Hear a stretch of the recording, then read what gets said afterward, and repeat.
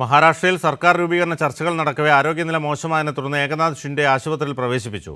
താനെയിലെ Jupiter ആശുപത്രിയിലാണ് ഷിൻഡെയെ പ്രവേശിപ്പിച്ചത്. രക്തത്തിൽ വെളുത്ത കോശങ്ങൾ കുറയുന്നതാണ് അസുഖ കാരണമായി പറയുന്നത്. വിവരങ്ങൾ പ്രേംലാൽ നൽകും. പ്രേംലാൽ, ഇപ്പോൾ അദ്ദേഹത്തിൻ്റെ ആരോഗ്യനില എങ്ങനെയാണ്? എന്താണ് കൂടുതൽ വിശദാംശങ്ങൾ? മഹാരാഷ്ട്രയിൽ പുതിയ സർക്കാർ രൂപീകരിക്കാനുള്ള മഹായുദ്ധ സഖ്യത്തിന്റെ നിർണായക യോഗങ്ങൾ ഇന്ന് നടക്കാനിരിക്കുകയാണ്. ഏകനാഥ് ഷിൻഡെയുടെ ആരോഗ്യനില വീണ്ടും മോശമായത്. അദ്ദേഹത്തിന് 1 മണിക്കൂർ മുമ്പാണ് താനെയിലെ ജൂപ്പിറ്റർ ആശുപത്രിയിൽ പ്രവേശിപ്പിച്ചിരിക്കുന്നത്. ഡോക്ടർമാരുടെ വിദഗ്ധ സംഘമാണ് ഇപ്പോൾ പരിശോധിച്ചുകൊണ്ടിരിക്കുന്നത്. മഹായുദ്ധ സഖ്യത്തിന്റെ ഡൽഹിയിലെ യോഗത്തിന് ശേഷം ചർച്ചകൾ ഉണ്ടാകാതിരുന്നാണ് സർക്കാർ രൂപീകരണ നടപടികൾ മനസ്സിലാകാൻ കാരണം. ആഭ്യന്തരമന്ത്രി അമിത്ഷായുടെ ആഭിമുഖ്യത്തിൽ നടന്ന കൂടിക്കാഴ്ചയ്ക്ക് ശേഷം മുംബൈയിലേക്ക് മടങ്ങാതെ നേരിട്ട് ജന്മനാടായ സത്താറയിലേക്ക് പോകുകയായിരുന്നു. ഇതേ തുടർന്ന് ഷിൻഡെ അസ്വസ്ഥനാണെന്ന രീതിയിൽ നിരവധി ചർച്ചകൾ ഉണ്ടായിരുന്നു. എന്നാൽ ഗ്രാമത്തിൽ നിന്ന് തിരിച്ചു വന്നതിന് ശേഷം അദ്ദേഹത്തിന്റെ ആരോഗ്യനില മെച്ചപ്പെട്ടില്ലെന്ന് വേണം കരുതാൻ.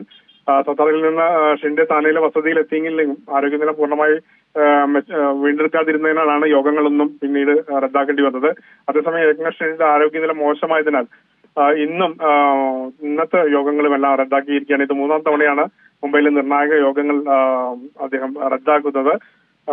പരിശോധനയിൽ രക്തത്തിൽ വെളുത്ത സെല്ലുകൾ കുറയുന്നതായിട്ടാണ് ഡോക്ടർമാർ കണ്ടെത്തിയിരിക്കുന്നത്. ഇതിനുള്ള മരുന്നുകളാണ് ഇപ്പോൾ കൊടുത്തുകൊണ്ടിരിക്കുന്നത്.